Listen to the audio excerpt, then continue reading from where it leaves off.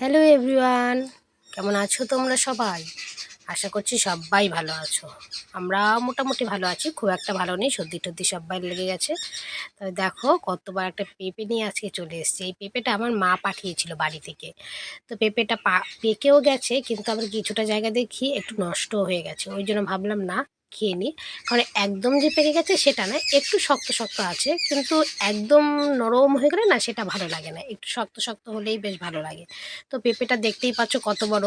আগের দিন একটা পেঁপে কেটেছিলাম, বাট সেটা কাউকে দিতে পারিনি যেহেতু ছোট ছিল। তো এটা অনেকটা বড়, সেই কারণে মেজদাকে অর্ধেকটা দেবো, কারণ মেজদা পেঁপে ভীষণ ভালো খায়।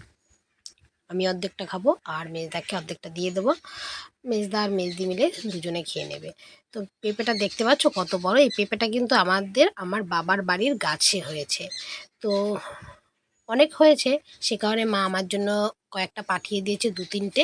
আর মায়েদের জন্য তো অবশ্যই আছে। তো কত বড়, আর ভেতরটা দেখো কত সুন্দর, খেতেও কিন্তু ভালো মিষ্টি ছিল, অনেকটাই মিষ্টি। পানসে একদমই বলবো না, কারণ বেশ ভালো ছিল খেতে।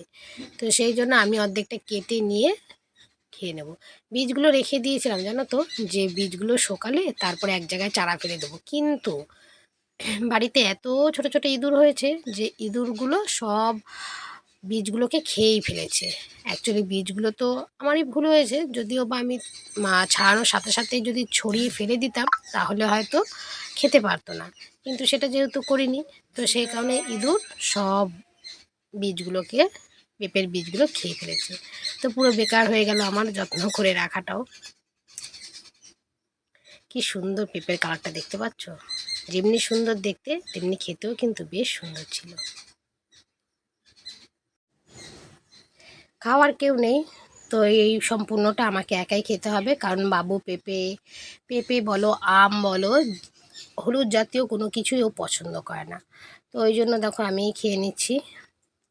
পাশে ছিল আমার নাতিন, ওকে বলেছিলাম যে তুই কি খাবি একটু, বলছে না।